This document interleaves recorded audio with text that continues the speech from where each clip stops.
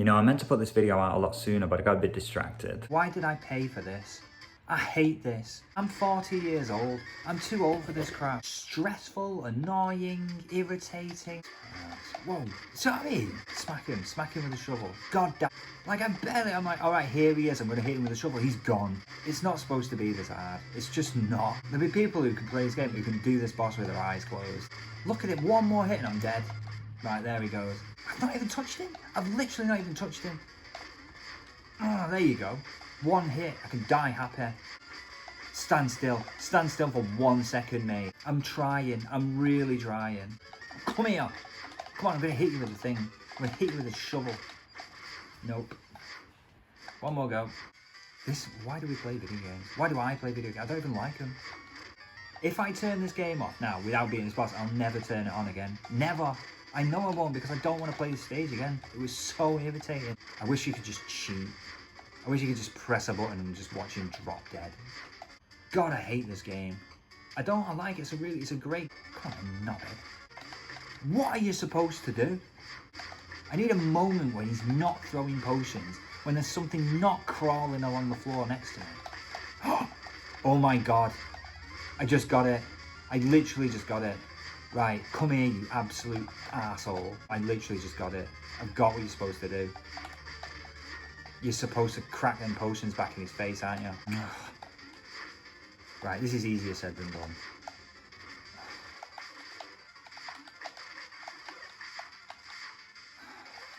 In fact, it's not easier said than done. It's fucking impossible is what it is. It's like every move I make puts me in the wrong place.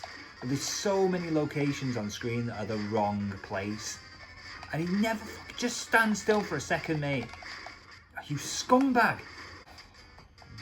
How much longer am I willing to do this? This is supposed to be fun. I got back to work in the morning. Just cut me some slack. Give me a goddamn break. He always seems to stop just outside the range of my shovel, which is like, I swear the shovel doesn't even extend beyond the horns on his big fat head. Shovel, mate. Shovel piece of piss is what he is. It's depressing. It's depressing. It makes me feel like an idiot. It makes me feel like a sad old man who can't keep up. Stand still for a goddamn second or I'll smack you with this fucking shovel. Right, girlfriends, come on, I've got to turn this off now, otherwise she's gonna be infuriated. There we go. Old man struggling to play a video game there. When did I ever get so old? You know, these days it sometimes feels like I can literally hear the seconds, the minutes, the hours, the days just ticking away. I mean, not now, I'm just making a waffle. On the subject of actually playing video games, I got a comment on the last video saying I should give Nemesis a go. So I did. I bought a cheap PC controller, just a USB thing you can plug into just about anything and play games. And I gave Nemesis a shot. Have a listen to this.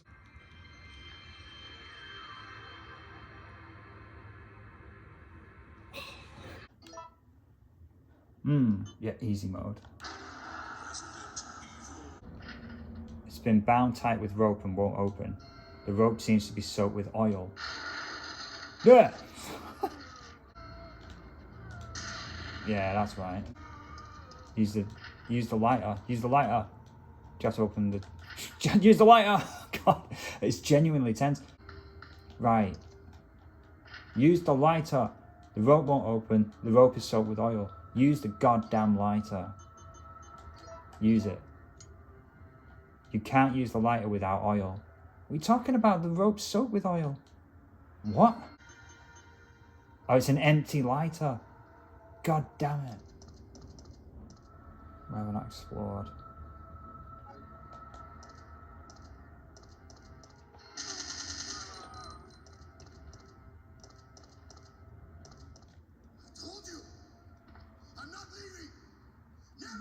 Haven't got a lighter, have you? Oh, I finally found a goddamn lighter oil. It took forever. There goes. Blech! Not just a dog. Dog on fire. Get lost. I wish I could run up a wall and kung fu kick him.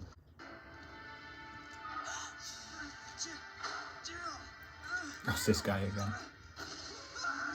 Yeah.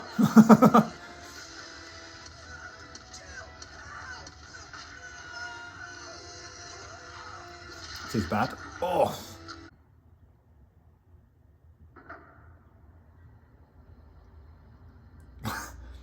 Is he just ignoring me now? Ah!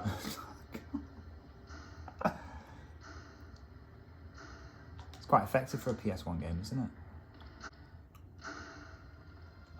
You know, when I was a kid, I never questioned, like, why is the police station like this? It's so insane for a police station. So it used to be a museum, right? That's the explanation, isn't it?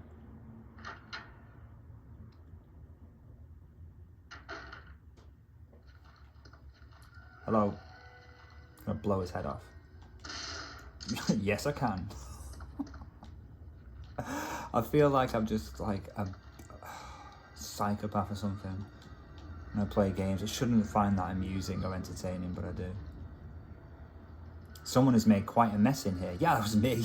It was a very nice afternoon I spent playing Resident Evil 3. Now, I must say, I didn't finish it. I played it for a few hours and then I just watched the rest of the game on YouTube while I was doing something else. But it was enough to give me a kind of overview of the game, and it was enough of a reminder of what these games are like. Not that I needed much of a reminder. It was amazing how quickly I just slipped back into those old tank controls. I mean, this really is my era when it comes to video games. Like the sights and sounds of the PlayStation 1, it's just my like early teenage years, basically. Like the sight of those doors, those loading screen doors slowly opening onto the black void. It's a part of my childhood, and they'll never go away. And every time I see them, it just gives me this nice feeling.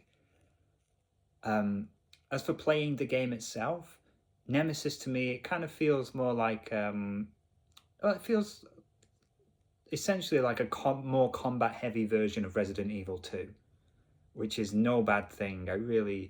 The parts of it that I did play, I really enjoyed. And as I'm going to be talking about the movie in a minute, so reflecting on the characters and the story, Nemesis as a game is a very simple story. You're basically following Jill Valentine as she tries to escape from the zombie-infected Raccoon City before Umbrella blows it up. That's it more or less. Just escape from the city. Is that it? You've just summed up the whole plot with those like few words. Escape from the city. Great. And I will say, the Nemesis is not just some guy called Matt. He's not that. And Jill Valentine is not an insane person who would, like, for example, randomly and indiscriminately open fire inside a crowded police station and just like act pissed off all the time at everyone and everything for seemingly no reason, possibly because Michelle Rodriguez got killed off in the first film and they need like an angry woman for the second film. Anyway, yeah, the game's not like that. So I feel like I'm ready to watch the film now. Good morning. I've even got out of bed for this one. Well, the sun will be coming up anyway and give us a bit of light. It's 2004, boys and girls. It's a good year for superhero movies. You've got Spider-Man 2, The Incredibles. And speaking of incredible, we've got this movie, Resident Evil Apocalypse. Of course, the Resident Evil movies don't use numbers. They use generic subtitles, which makes them kind of irritating to remember, like which one's the next one. I always get Apocalypse and Extinction mixed up because they just conjure up very similar images in my mind. Also, it means the films are out of order in my library. Apple just displays the films in alphabetical order and you can't reorder them, which drives me mad. And it's doubly infuriating because the Resident Evil films are almost in alphabetical order anyway, apart from Afterlife, which just cocks the whole thing up. Enough stalling. Here we go. Resident Evil. I've literally just said, I've forgotten already, Apocalypse. I must say, before the movie like gets going, when I first saw this movie, I remember just enjoying it. Just really enjoying it as a bit of fun. As a guy who was like well into Resident Evil, even though this is like I say, 2004, that's 1 year before Resident Evil 4. Like, so, and that was the game that really solidified Resident Evil as one of my favorite series of all time. But my circumstances for watching this film was I just came across it accidentally. It was on like Channel 4 late night one evening, and I'm sat there, cold pizza, no homework, happy as Larry. Watched this film, loved it. Very different circumstances now, isn't it? So we'll see how it holds up. But there was an incident. The virus escaped and everybody died. Trouble was, they didn't stay dead. Everybody died. Trouble was, they didn't stay dead. There it is again, that line. Their bodies. Okay, movie title screen there. I think they missed the trick that the movie doesn't go Resident Evil. You know. Right, so I'm looking at a bunch of guys in hazmat suits. They're about to reopen the hive because, as the guy in the intro says, I want to know what went on down there. It's like, but wasn't there like a whole bunch of cameras and stuff? Are you telling me they don't have like a data feed out of the hive? The only way to know what happened is to open the doors. But I thought in the first film they said once the doors close, that's it. They're never going to get opened. I guess that was all bollocks, wasn't it? Well, anyway, they need an excuse. They need a reason that Raccoon City becomes overrun by zombies. And I guess the reason is these idiots just open the doors and let them out. I like the sort of like almost cartoonish touches in this film. So there's like a bunch of black SUVs that belong to the Umbrella Corporation. And we know that because they don't have license plates. They just have the Umbrella Corp logo where the license plate should be. Which I'm pretty sure you wouldn't be able to do, but who cares? It's a cartoon world. Like they literally, there's a holographic display on the windscreen there, like searching for Dr. Ashford, and then they show up at his place. Dick, dick, dick. Here he is. You have to come with us. I have to get my daughter. There's a lot of that in these films where like just looking at computer screens that spell out what's going on. Right, so we've got Dr. Ashford's daughter. Oh my god! I forgot that happened. Right, so that's instant death. Dr. Ashford's daughter in a cement mix, in a black SUV that gets smashed by a cement mixer, and it hits the side where she's sitting. Sorry, that's dead. I mean, I know that it isn't. It's just ridiculous. Everyone else in the car appears to be dead, but the little girl is unharmed, it seems. Introduction of Jill Valentine. It's like finally in these movies we've got a character from the game. I don't think the first movie had any characters from the video game. I'm trying to think. No. So we have to wait till the second movie to get an actual Resident Evil character, and it's Jill Valentine. Promising start. We hear her listening to the radio, watching all this chaos erupt, and it's like she suddenly decides, I gotta do something. She grabs her gun, and then we see her from behind strolling into the police station, and it's instantly recognizable as Jill Valentine. It's her outfit from the third game. Great. Let's see what happens. I mean, I already know, but let's see anyway. Right. Police station full of zombies and people, and she's just firing off shots left and right. Right, she used her guns to like open some handcuffs to set that guy free. Use the key. You're in the police station. You should have the key. It's like that episode of The Simpsons where Homer gets a gun. Project Alice activates. There we go. More words on a computer screen to explain what's going on. Guy with a Bluetooth headset. It's very 2000s. He's got one of those little Bluetooth headsets that don't look good on anybody.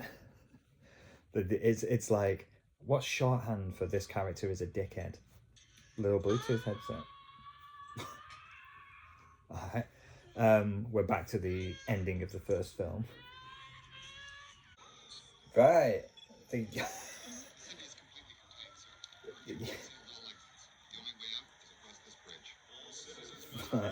The film becomes Escape from New York.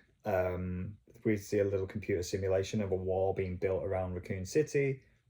That's it. I don't, how quickly they erected this wall is unbelievable, but there we go.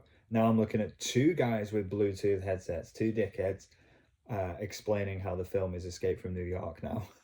There's a shot here where, sir, you got to look at this, and the guy, Bluetooth guy, walks up the stairs and looks out over this bridge, and there's a massive, like, impressive crowd of people, and you get a sense of the chaos and the panic of everyone trying to escape from the city.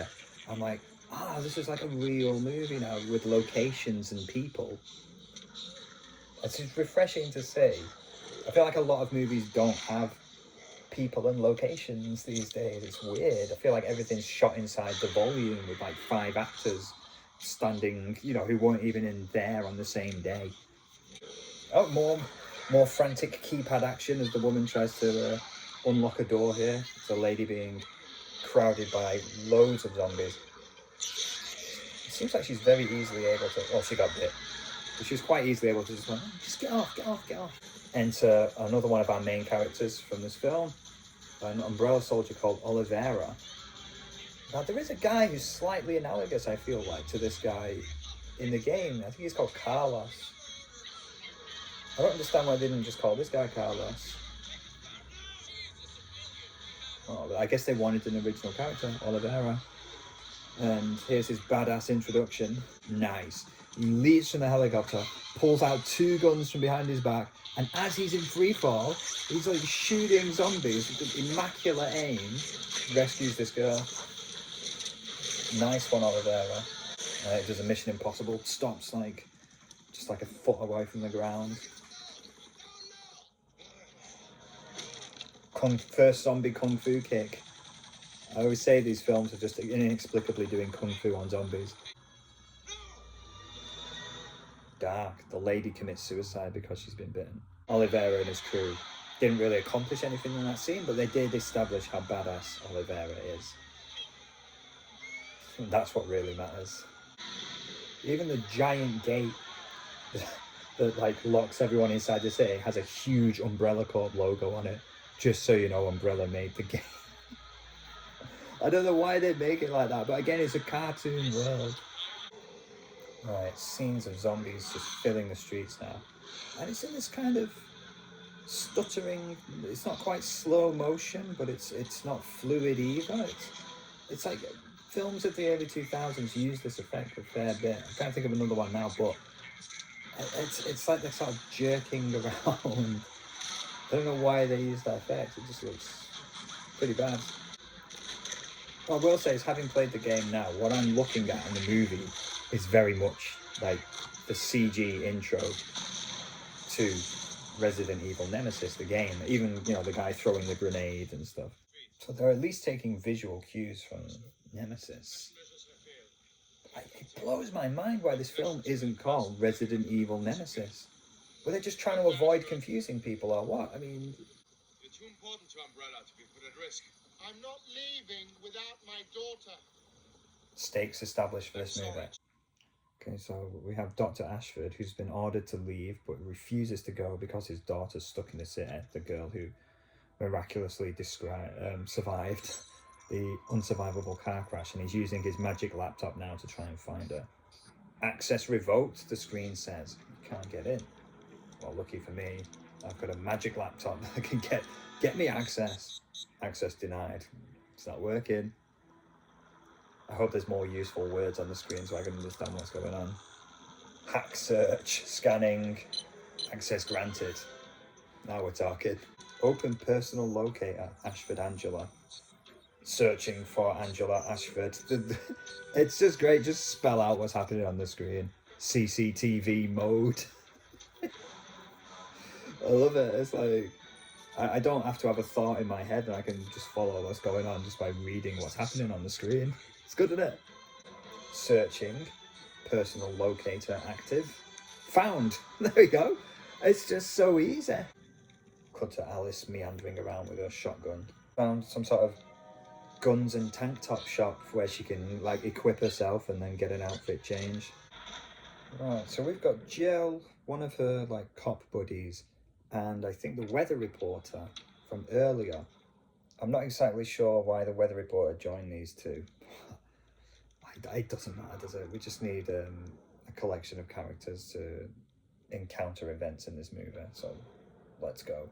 God. This is my place. I'm hiding here. I think it's big enough for all of us. Don't tell me. Okay, just go on. I love a raving crazy person in these kind of movies.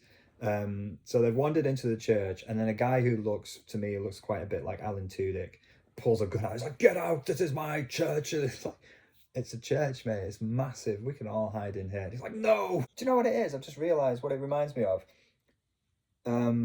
Jeff Wayne's musical War of the Worlds.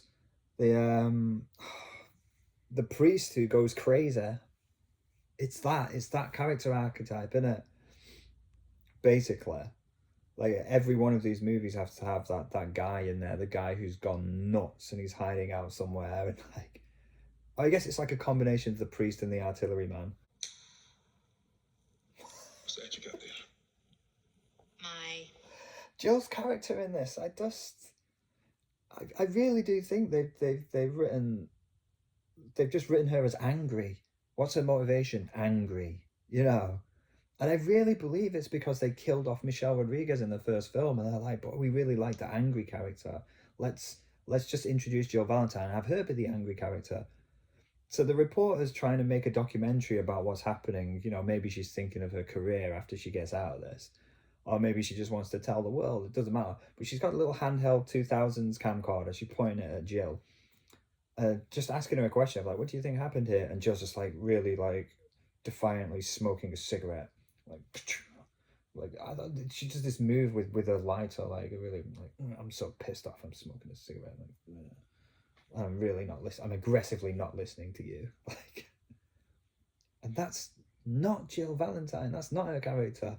In the game, she shows concern for people on multiple occasions. She runs into like a couple of Umbrella soldiers and she's not sure if she can trust them, you know, and you go back and forth over who you can trust over the course of the game.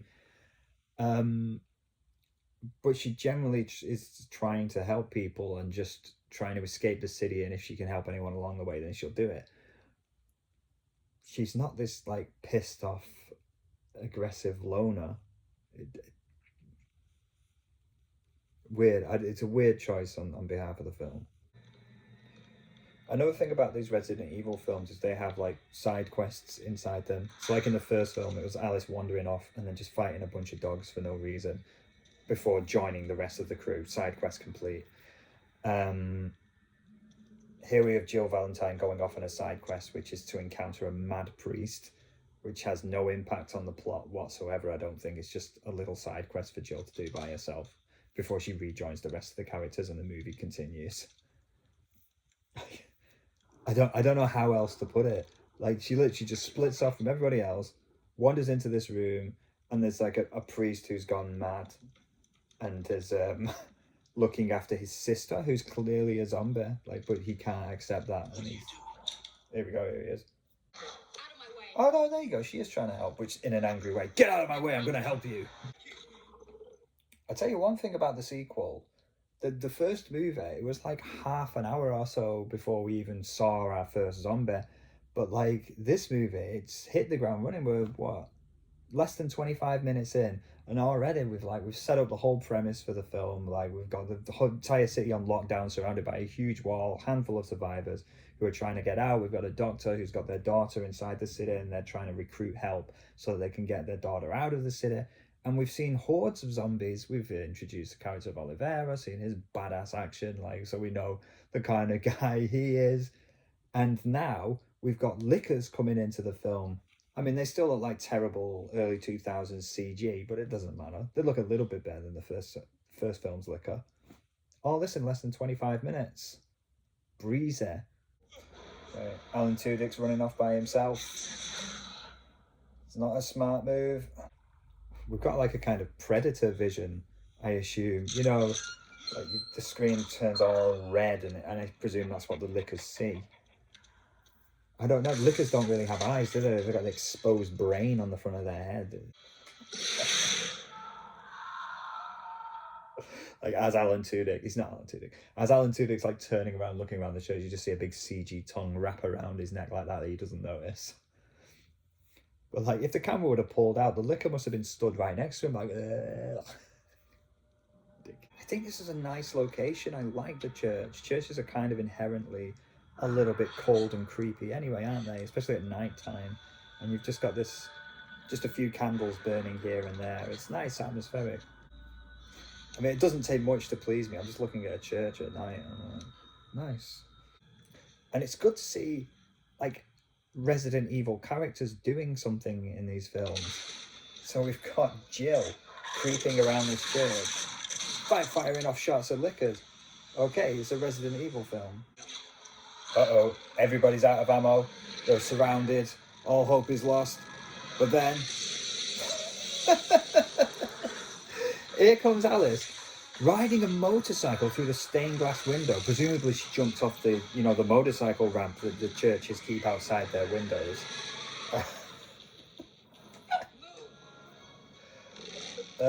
She was wearing a helmet though, safety first. Takes the helmet off, throws it away. Backflips off the motorcycle, which just keeps going inexplicably. Hits a lick off, flies up into the air even more inexplicably. She fires bullets, slow motion tracking the bullets. Boom! Motorbike explodes. Taking the liquor with it, presumably.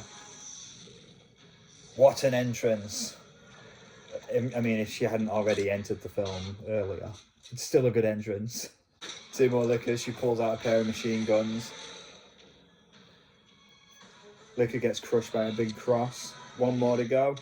Alright, the one under the cross isn't dead.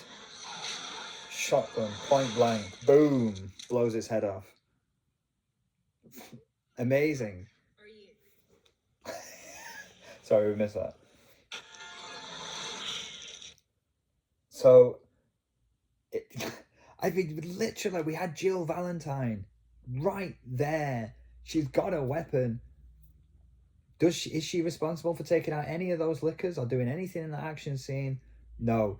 What she and her friends do is fire their guns until they run out of ammo and they'll be like, now what? I don't know, we have to wait for the main character to come along and save us.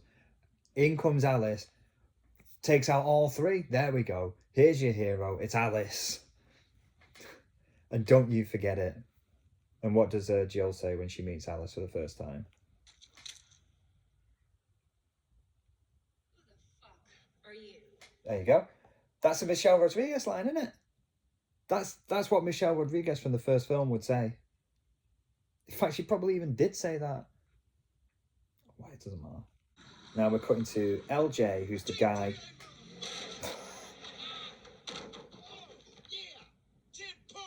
That's not how GTA works.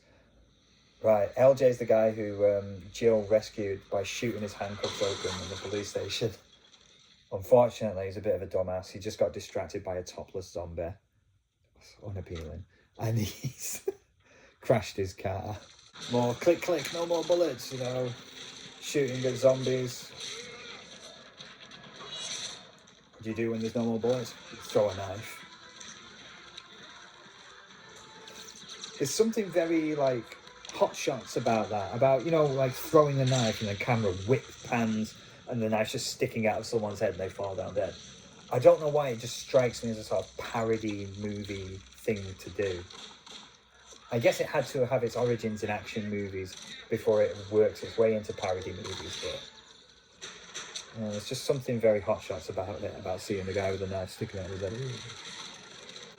It really is quite impressive, the scale of this movie compared to the first one. There's a lot of extras wandering around as zombies. We really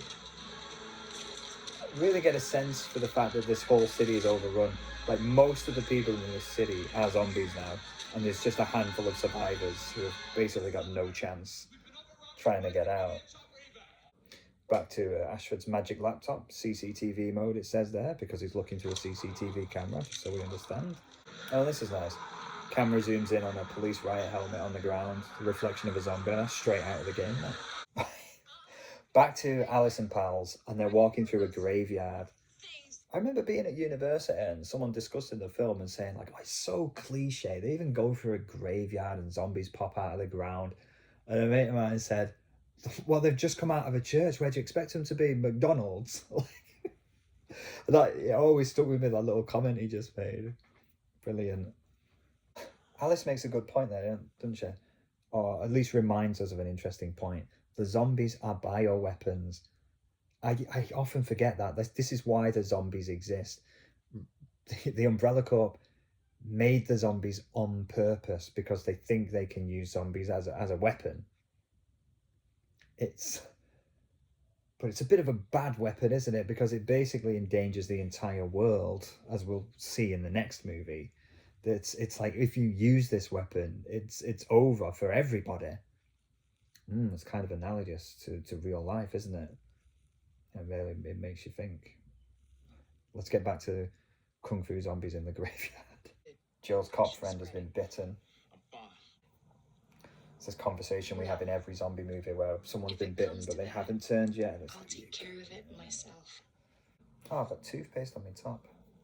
Oh, that's annoying. I'm sorry. Oh, is that It's been just now? the way it is. So I've stopped watching the movie now just to wipe toothpaste off my top. But how does this work? Does the T-virus infect the zombies under the ground? These zombies who were buried about 4 inches under the ground? I thought it only affected recently deceased flesh. How recent does it have to be? It doesn't make any sense, but I don't care. Alice just clotheslined a zombie and it did like a backflip and fell to the ground. Joe Valentine doing a sweeping leg kick, all the Street Fighter moves on these zombies. A zombie fell into a gravestone. The gravestone literally split in half. The zombie's head was harder than the gravestone. Backwards kick from Alice looks very cool. Who decided it would be like we need to put Kung Fu in these movies? There isn't Kung Fu in the Resident Evil games. You don't do any Kung Fu on zombies. If you do close combat with a zombie, it's like they grab you and you go and just throw them off. I think in Resident Evil 4 you do Kung Fu on zombies. You can kick them. Streams are recorded. Activate Nemesis program now. Nemesis program activating, the screen says. And it's got a nice professional headshot of the Nemesis. It's helpful, isn't it? It's nice to have these computers that just tell you what's going on, in case you're just talking all over the movie and not really watching it. Project Nemesis activation initiated, sedative feed shut off. It's good. I like just reading what's happening.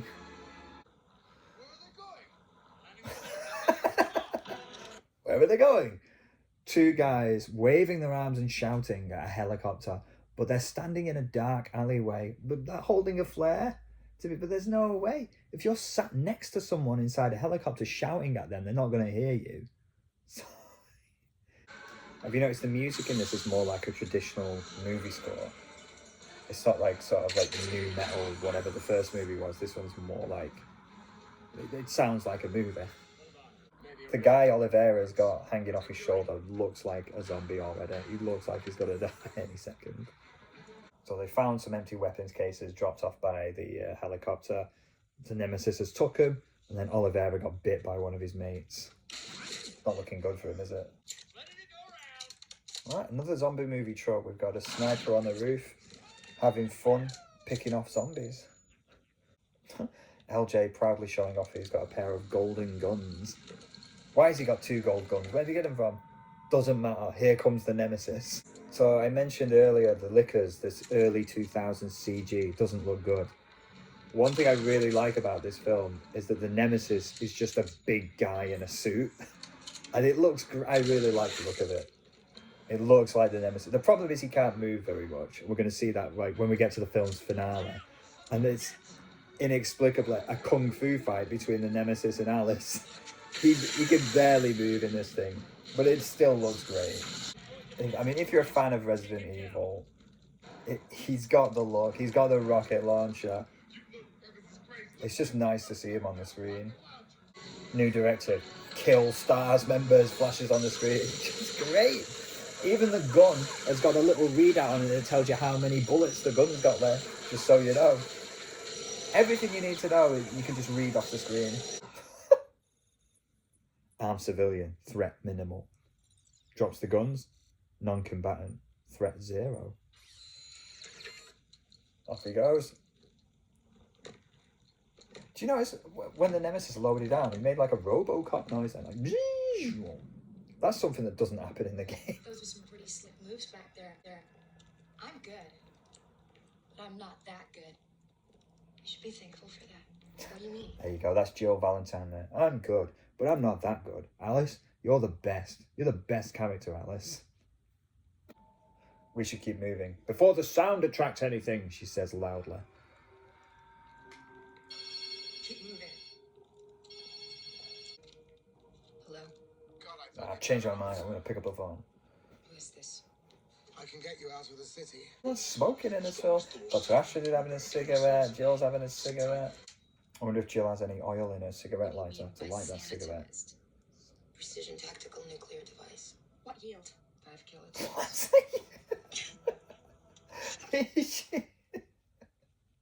That's madness. They're just like, okay, Umbrella's going to destroy the city with a nuclear bomb. Jill immediately says, what yield? Like, who cares what yield? It's a nuke. She's insane. Ashford's magic laptop searching, the camera flying through the sky. So I don't understand what's going on. Is there a drone or something it's attached to? Oh! Right, that's Peyton down. He's located another 2 STARS members. I don't know why they had them get bitten. What was the point? He just got machine gunned by the Nemesis. Just go! Get out of here! This is my turn. I'm gonna do a side quest in this movie where I take on the Nemesis by myself. The big guy, he really can't move in that suit. He's not moving an inch. The camera's whipping around though, trying to make it dynamic. We've just got Alice running around through smoke and fog, and Nemesis just standing still, firing his guns. Well, it's good stuff. Boom! She jumps off a cop car just before it gets hit with an explosion. Jumping away from the explosion in silhouette. Classic stuff. Here comes the Nemesis. Jumps up, just crushes the cop car. Nice touch. It reinforces how big and heavy this guy is. Alice leaps through a window, Winter Soldier style.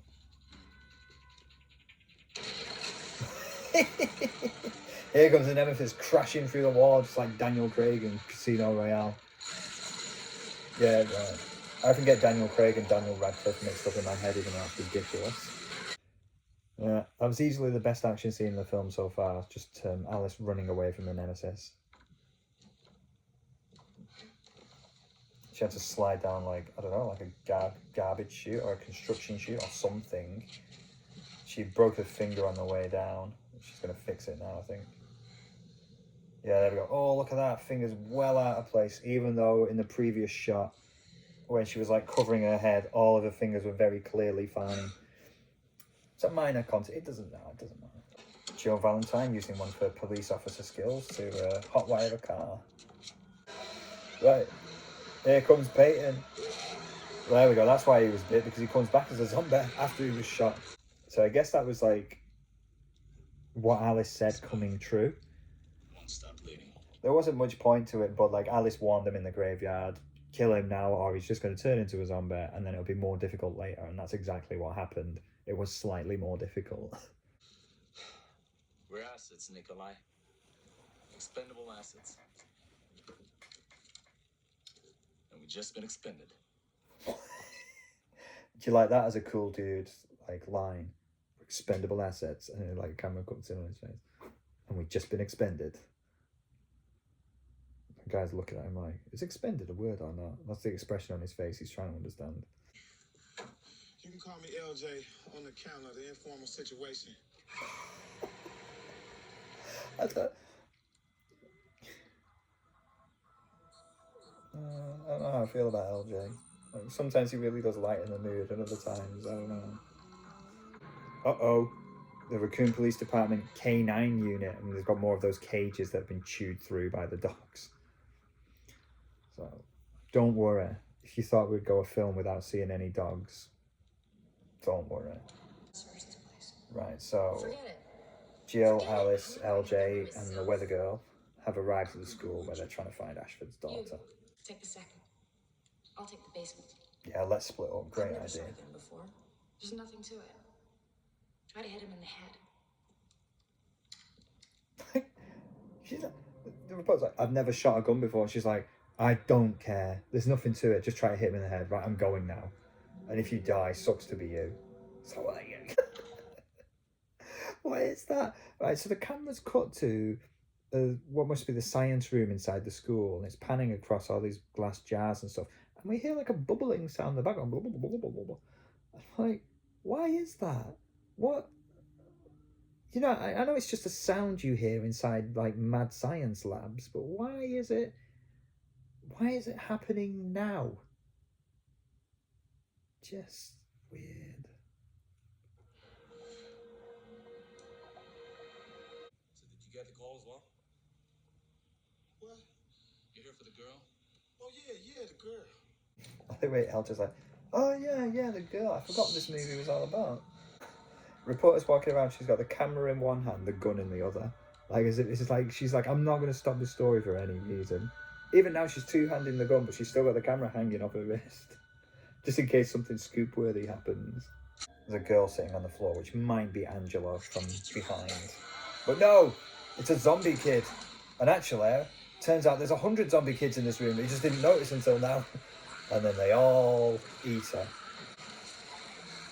Oh my god. I mean, there would be, wouldn't there? If there was a zombie outbreak in a city that has a school, there'd be a whole bunch of zombie kids, wouldn't there? But that was basically, that's just a scene just to kill that character off. In a, I guess, a fun way. But I don't think the zombie kids make any further appearance in this film because I don't think audiences would accept just shooting children in the face. And there aren't any zombie kids in the Resident Evil games anyway, so it would just be a weird inclusion. There we go. Well, I guess... So my memory of Jill is that she's really angry all the time, but I guess not. They're slow. Can run around them. That's like a tip from the game. The zombies are slow, we can run around them, you know, like, save your ammo. We'll get to a save point. It's like, it's got that. Uh-oh, it's the dogs. That were cleverly foreshadowed before they entered the school.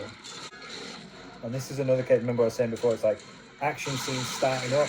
Is Jill going to do something? No, don't worry. Some of the characters just popped in to help her out. It's one of Oliveira's mates firing his guns. It's like, I've sorted everything out for you, Joe Valentine. You don't have to do an action scene. Sergeant Nikolai. Share a little smile there. Looks like there's a bit of chemistry. Oh, Doc! He's dead. I've got this bitch. The script is amazing.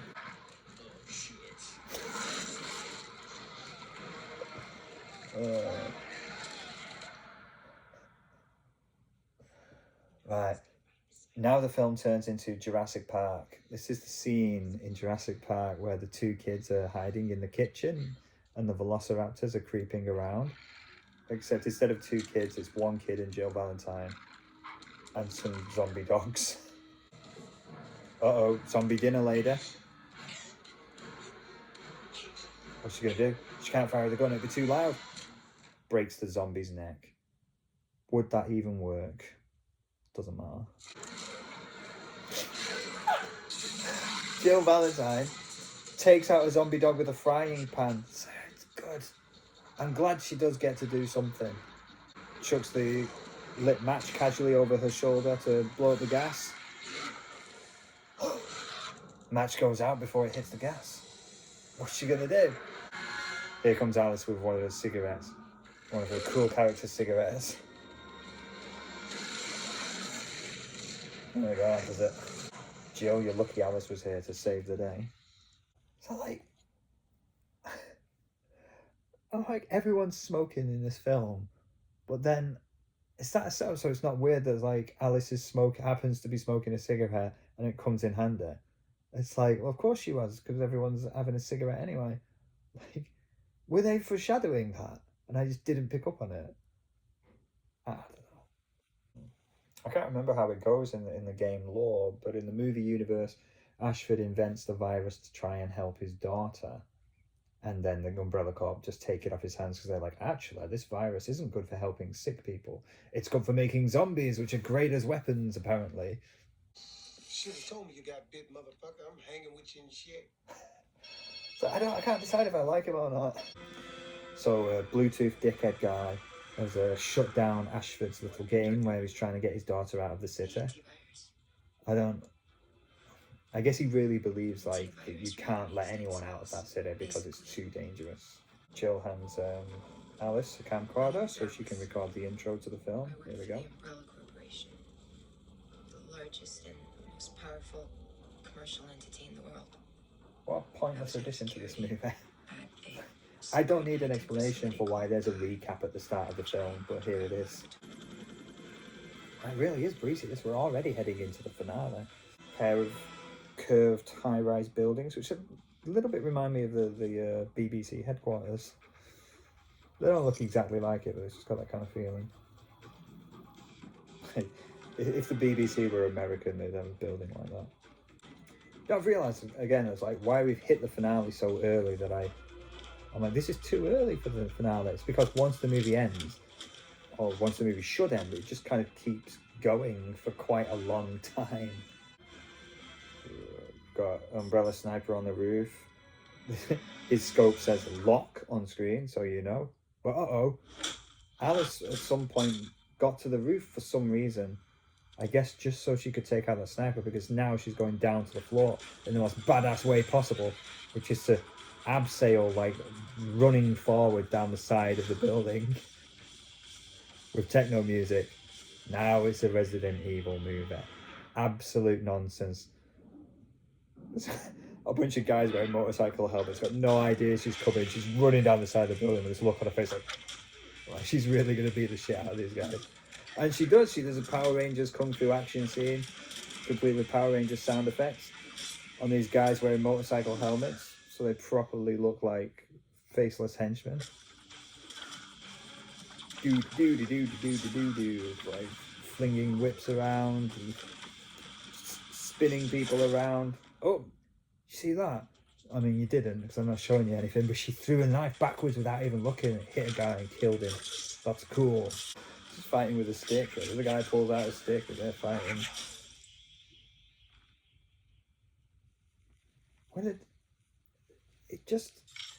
Resident Evil isn't the kind of place for these kind of action scenes. It's weird. Okay, so Bluetooth dickhead guy, whose name I still don't know. It's going to set up the ending for this film. He wants the Nemesis to be having a kung fu fight with Alice, so they can find out which is the best bioweapon, I suppose.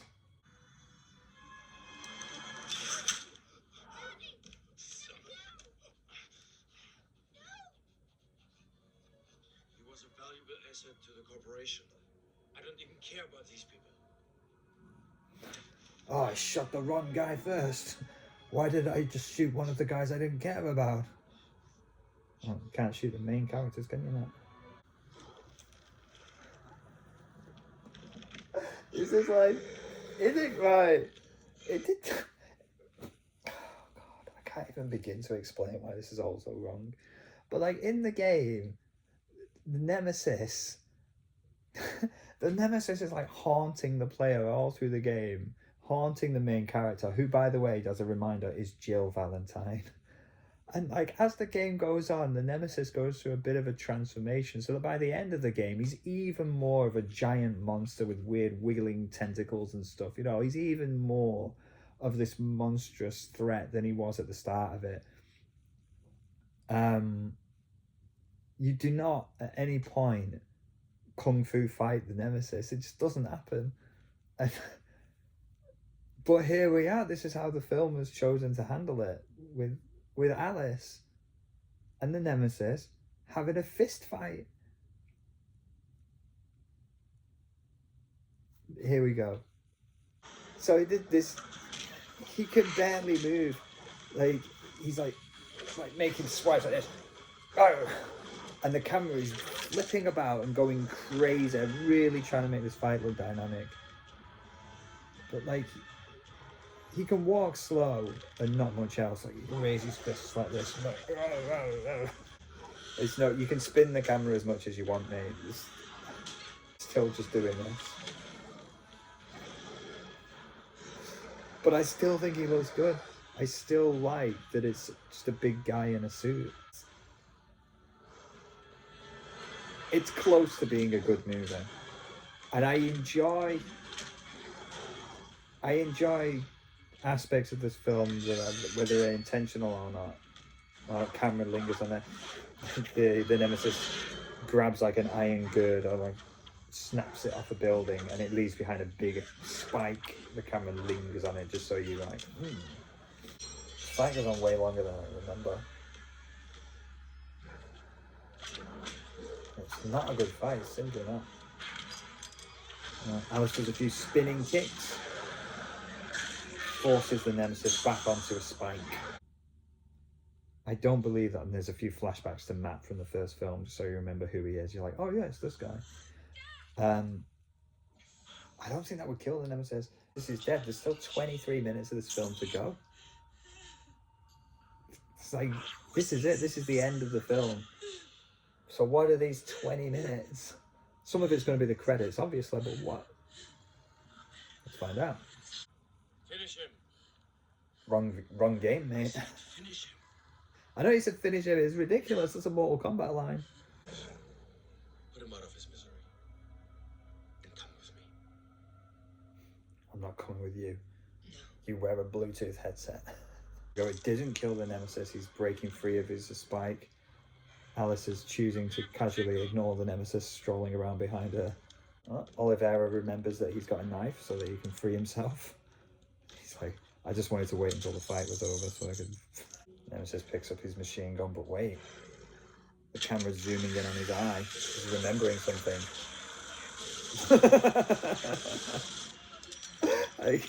I don't know why that line made me laugh so much. So the Nemesis is like, he's pointing his gun at Alice, and then he's like, no, I remember my humanity. I'm Matt. I'm going to murder the Umbrella troops. And he just machine guns these like motorcycle helmet henchmen dudes. And the idea of the Bluetooth guy, I wish he had a name. I'm sure he's got a name. The Bluetooth guy turns around and is like, what are you doing? Like as if he's annoyed. Like, well, you don't do that. Oh, I remember now. Right, yeah.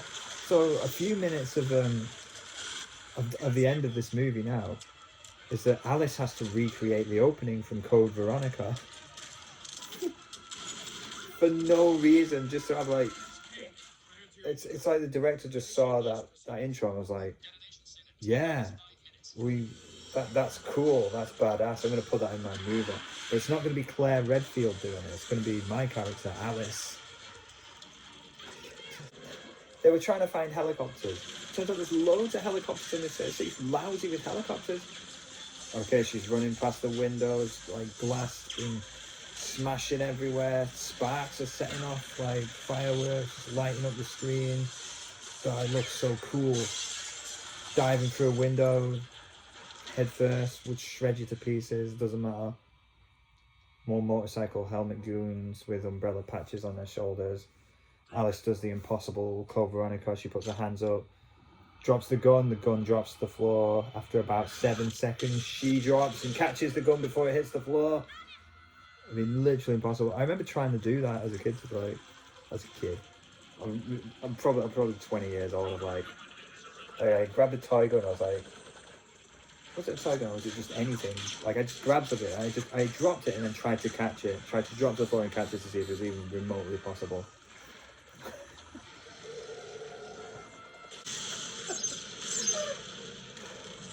Rocket launcher, the helicopter. I like seeing the pilot's face when he sees the missile coming towards him. What happened to the Nemesis is he got crushed by the helicopter that he shot down. That might be the end of the Nemesis in this film series. Like I said, I haven't seen the final chapter. It's possible Nemesis comes back in the final chapter. Like I mean, probably not. I feel like I would have heard about it by now, but Alice throws the Bluetooth guy out of the helicopter and there's sound so you know he's broken his ankle. Here comes Dr. Ashford doing some pretty good zombie acting, I must say. This is a good villain death, I feel like. He's got a horde of zombies coming towards him. He can't get away because he's broke his ankle. Turns the gun on himself. Click. No bullets, mate. Sorry. And then here comes Ashford, grabs him by the shoulder and got him. And then he gets swarmed and it's over for this guy. Now it's over, right? No, we've still got 16 minutes left of this film. What? This is pretty classic Resident Evil. The survivors just escaping in a helicopter. You know, looking around, who's left. The first game ends that way. Here comes the missile. Explosion rocks the helicopter. Like a pipe flies across the helicopter and just impales Alice. Helicopter crashes in the wood. I feel like this guy, this Umbrella employee, is a fairly well-known actor, but Fetch the medical team. this guy, I just can't place him. Apparently the work of former Raccoon 7 anchorwoman Terry Morales. Oh, her name was Terra. So, Nothing more than a sick joke. Fake videotape, no, totally discredited. Nothing more than an elaborate hoax playing on the very real tragedy. so there we go. That's the end of the reporter's story. They got their tape out there for a moment. It caused a splash, and then all Umbrella had to do was say fake news, and then that's it. It blows over. How dare that reporter like make up all these lies about the Umbrella Corp? Feels real, doesn't it now? Feels very real. It was so weird to see, like I say, this movie was made in 2004, like just a news headline banner with the words fake over it. That's just what would happen. That's what would happen. I'm such a dickhead. That's what would, if there was a zombie outbreak, that's what would happen. Jesus Christ, Mark. In an Umbrella medical facility, we've got Alice inside a Dragon Ball Z healing tank. This is such a long scene. It's like, and again, I'm pretty sure I mentioned this in the first movie with its like ending. Like, this all feels very much like a post-credits kind of thing, but we're in a pre-Avengers world where the like post-credit sequences, it's like they've not infected the entire movie landscape yet, so it's just in the movie. With a pen and a clipboard, just kind of looking at Alice, ticking things off like, yes, 2 hands, 10 fingers, very good. It's a pen. It's a pen. Called appendix. I said that. Ah. She's like scribbling then. Ah. Pen. Pen. Yes, pen. Man, this scene is weird. She's having flashbacks.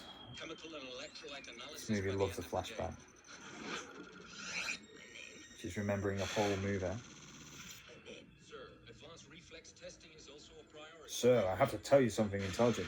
Not now, I'm too busy listing things. Sir. Sir, she's remembered the whole movie.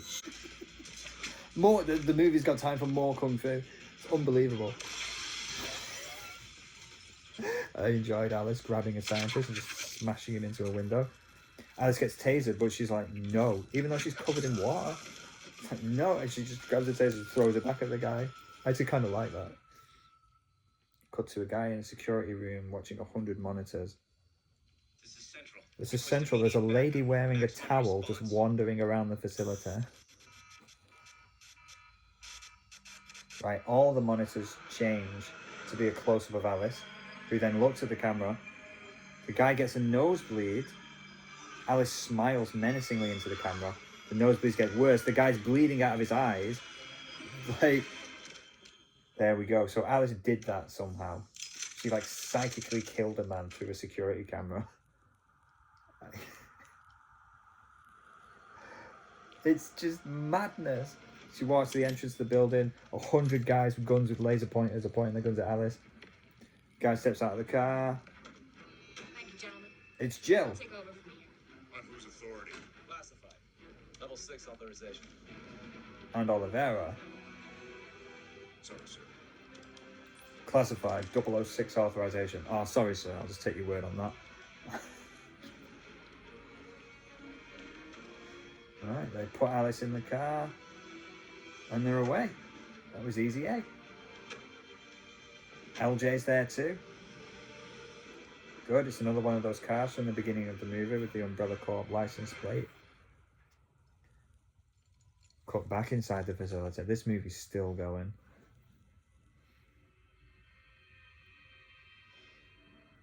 The British doctor guy.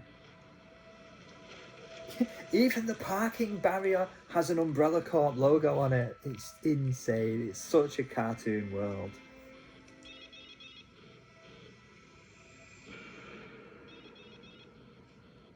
Oliveira hands his ID casually to the guard on the way out. Let them go. Let them go. One mystery upon another. Why does Alex got psychic powers? Why does the doctor let them go? Program Alice activated. Then the Umbrella Corp logo appears on Alice's eyes. Ridiculous. Okay, they'll let it go. That's the end of the movie, and we're getting a Men in Black style zoom out with music that sounds like it's the Men in Black.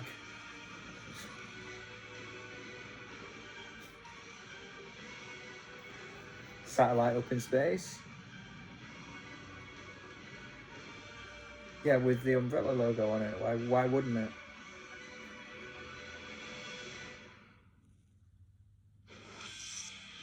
Credits and a metal song. Excellent. 10 out of 10. I'm going to get out of bed and think about my final thoughts on this movie. Oh.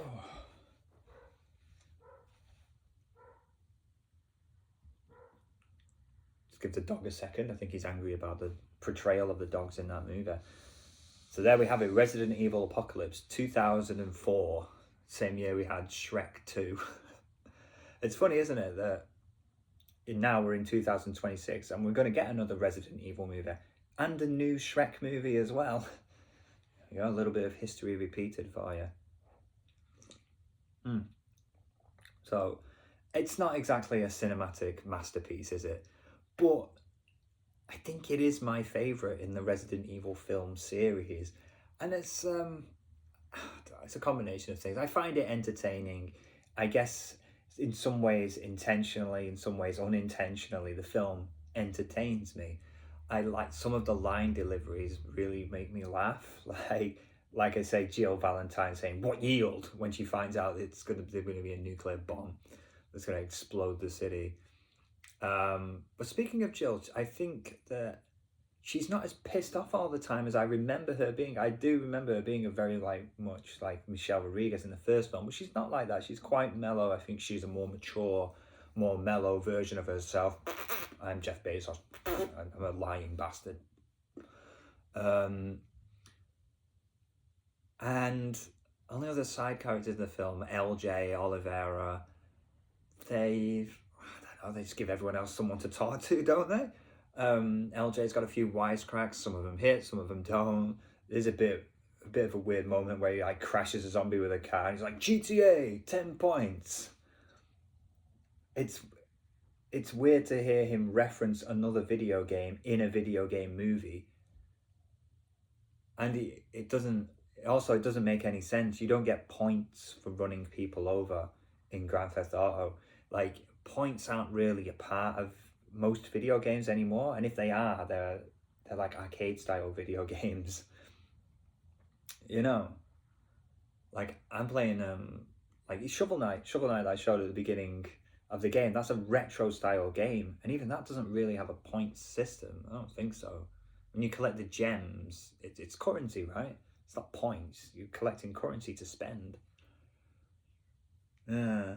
Weird. So it comes off like a guy talking about games who last played a game of Pac-Man, you know, where the aim is to get a high score so you can type your name in the arcade machine and everyone can look at you and be like, this guy is a true legend. What a cool dude getting a high score in an arcade game. You know, that's the point of points in video games, isn't it? Anyway, I'm getting sidetracked. What do I like? I like the feel of it. I enjoy the fact that it's a strange combination of Resident Evil 3 and Escape from New York, inexplicably. It's like the filmmakers just went, yeah, why not? The whole movie feels like that. And yeah, why not? Like, should the movie end with a kung fu fight between the Nemesis and Alice? Why not? Why wouldn't it end like that? I don't know. Top moments from the film. I think my number one moment is Jill Valentine smacking a zombie dog with a frying pan in the Jurassic Park scene where they're hiding from the dogs in the kitchen. That might be my number one thing. I enjoyed the Nemesis jumping on a cop car and just flattening it like a pancake. That was good too. Because as much as I like that effect, the fact that it's just a physical suit and it looks fairly accurate to the game, in a film series that just doesn't give a toss about the games, they just borrow imagery from the games here and there. At least they got the look right, in my opinion anyway, even if they don't really follow through with it. And I know it would have been very expensive to do with the Nemesis what happens in the games where he goes through this transformation, but hey, there it is. It's probably not worth analysing, is it? It's just a kind of, it's just a piece of entertainment that exists in the world that reminds me of a very specific time in my life, the early 2000s. I love the early 2000s. There's a channel on YouTube that's called Heaven Sent, and he analyses video games from the early 2000s. I first came across one of those videos where he was talking about the fashion of games in the 2000s. I hadn't really thought about it. We talked about like Tekken Tag Tournament and stuff like that. And I really like fell into this comfortable zone watching these videos. I'll put a link to it in the description. And Resident Evil Nemesis is a film, Apocalypse is a film that puts me right back in that zone. I feel like I'm sitting there watching the film in my 20s, early 20s, on a weekend night. Channel 4, like I say, cold pizza and no homework. That's the feeling. And for that, I'm pretty grateful to this film. I'm grateful to anything that can give me that feeling again. Like I say, 2026 is a hell of a time to be alive. It's not great, is it? But at least I've still got Resident Evil Apocalypse to put my mind at ease for a brief 90 minutes with its extended ending madness teasing the third film. I don't know when I'll get around to the third film. As much as I like these films, they are a little bit exhausting to sit through and talk over. Whatever. I'll tell you what, I'll do a little bit of teasing myself. Watch this. Just before I go, I have a small announcement to make, and I'm unreasonably excited about this. In fact, I'm so excited I can't wait to do a proper announcement at a proper time to the 6 people who would give a toss about this. But there's a secondhand bookshop right across the road from the ramen shop where I work, and I went in on a whim a few days ago and I found, look at this, I gotcha, a new fighting fantasy to start up. So this Halloween we'll be starting the Sword of the Samurai. I took a break for a couple of years, finished House of Hell after 10 years of playing the House of Hell. Then that's it. I didn't have my fighting fantasy. I've got a whole collection of these books. I've got 7 or 8 of them back in England. But when I visited, I forgot to pick one up. So for 2 years I haven't done it, but now I found one. There we go. So I hope, if you're interested, look forward to Halloween. We're going to do that. I've just noticed there's a sticker on the back. It says Mind Games. It's a board game shop here in Melbourne. So I don't know. Do Mind Games sell these books too? I'll have to check it out. Thanks for watching. Take care, everyone, and I'll see you next time.